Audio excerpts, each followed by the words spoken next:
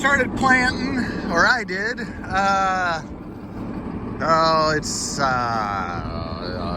What is this? April 19th, and I think I started last week. I came out here. It was gonna rain. Before it rained, I thought, well, I'm gonna go, make sure that the planter works. And I went off over there, and kind of the wettest part of this field.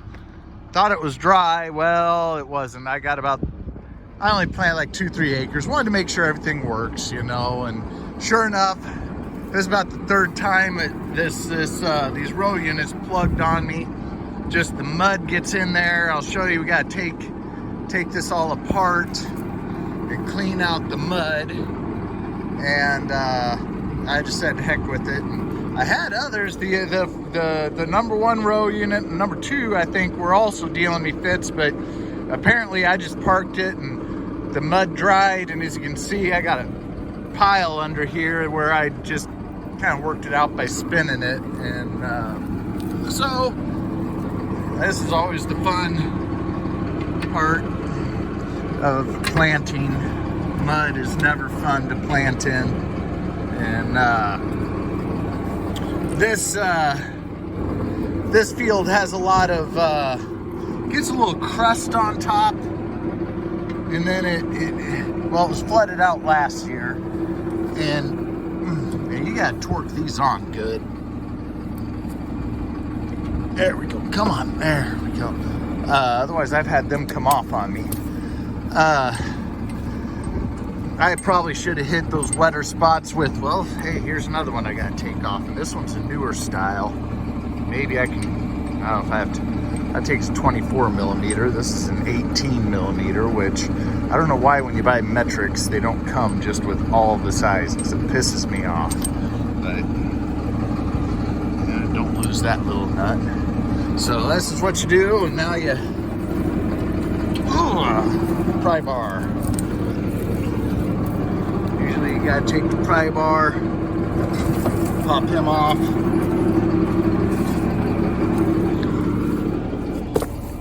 and dig out the mud. Take the pry bar, dig him out.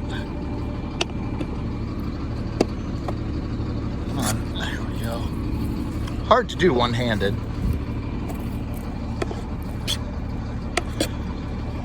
Okay, and knock this stuff out. You gotta be careful not to hook your spring, but actually we're gonna take off. Okay, now I gotta be careful. I think I lost my bolt. I usually am pretty careful about where I set that bolt. It's the reason why I carry spares. Should have paid attention more. I know it's right here. Alright, I'll get it later. Holding the dang camera, concentrating on what I should be doing, which is getting this thing ready to plant. Oh, well, it helps when I take the bolts out.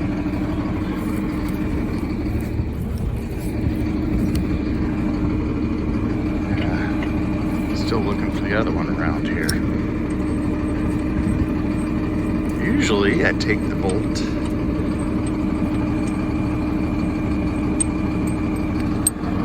Set it up here. Sometimes it falls off, but usually it doesn't. There we go.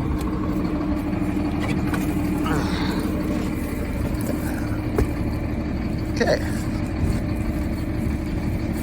Pry bar.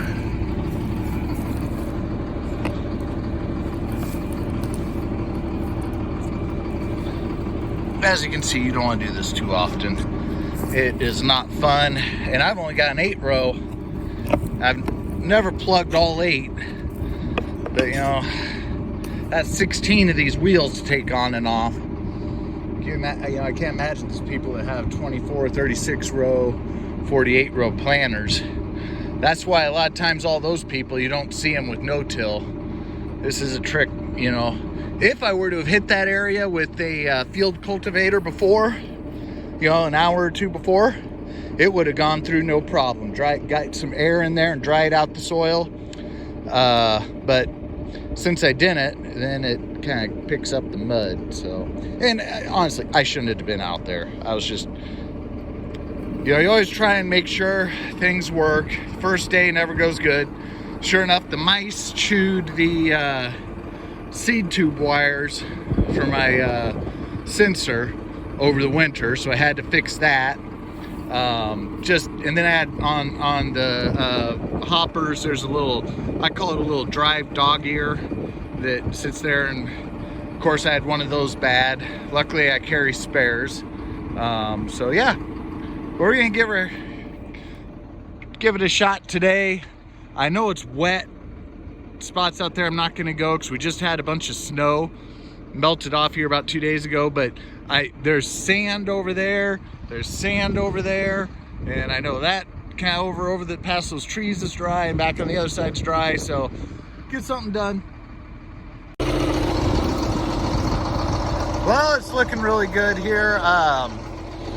You know, it's planting in some good moisture.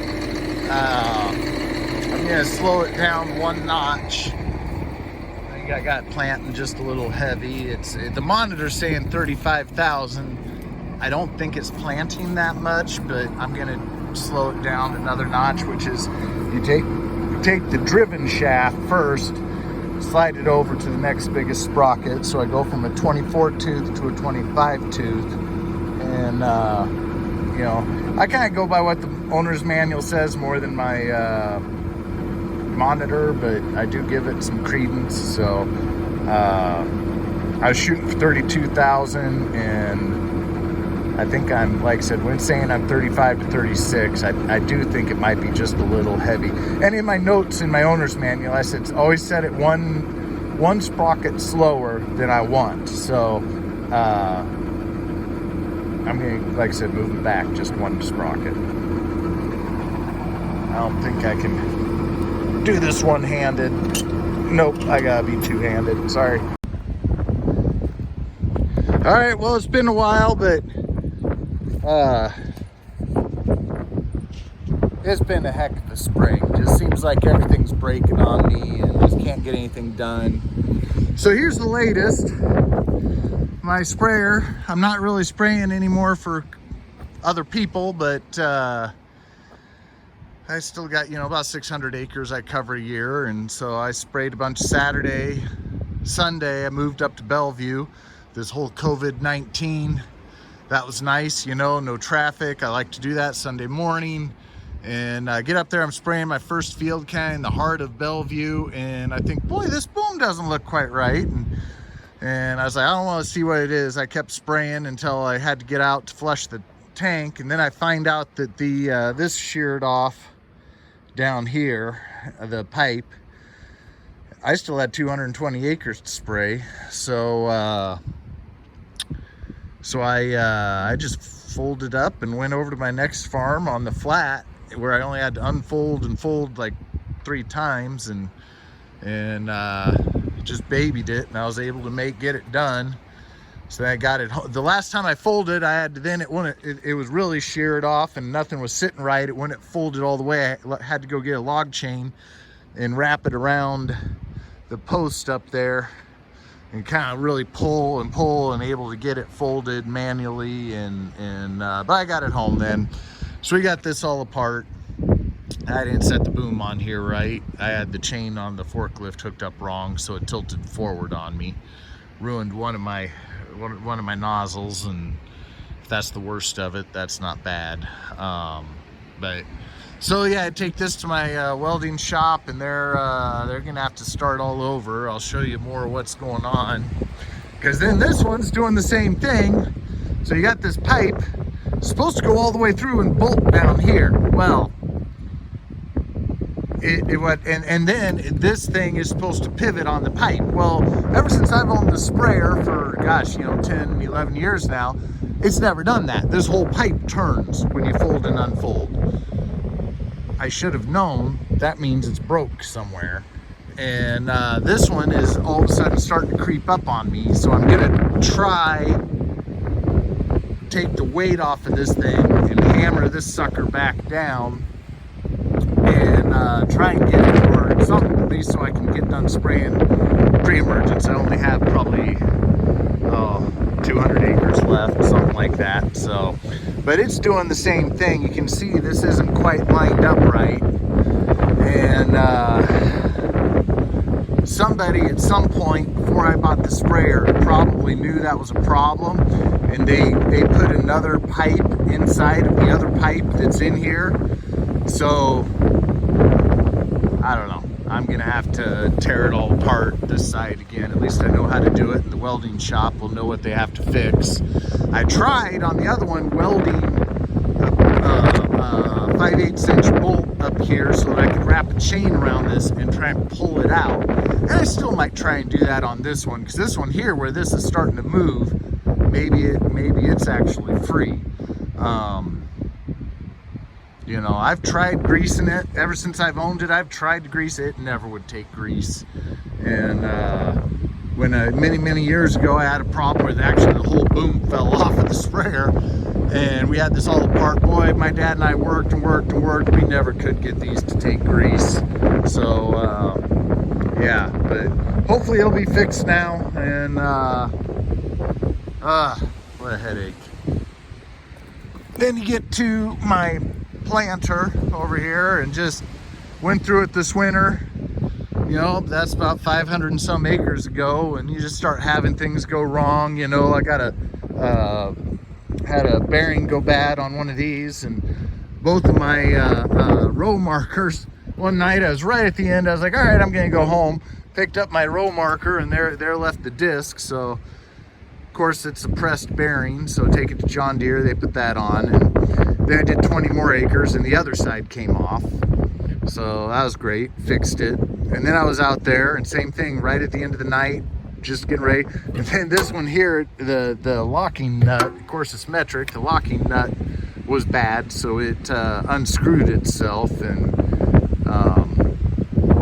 so went and got some Loctite, some blue Loctite, and put on there with a new locking nut. So that was 100 and some acres ago. It's been doing good, and yeah, and I got that fixed, made one round, and like I said, then a wheel bearing went out on one of these, and of course the one that they gave me from John Deere wasn't, well, usually you get the wheel bearing, it's got the sleeve already on it for these. Well, I don't know if they're running out of their parts or something, they didn't have those. So went to a buddy's place and we tried to press it out, couldn't get it, so we just took the torch and cut it, and things were looking good, but then the sleeve split, cracked.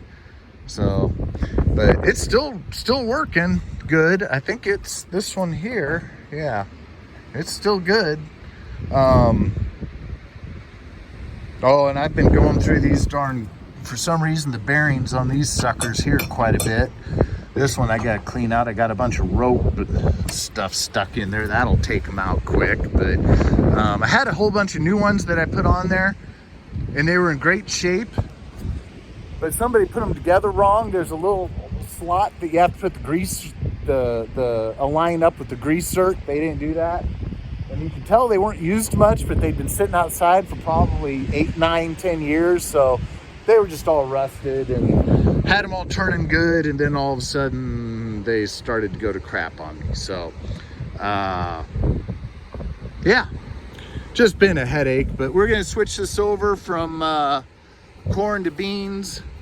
First I'm gonna go plant just a little sweet corn up the hill, and which I have to empty all the corn out of all the boxes, which there isn't very much in there. And then I go and I drive planting in the basically in a waterway, just to make sure there's no corn in them. Then I put just a little bit of sweet corn in it, and it's amazing how much that'll plant. So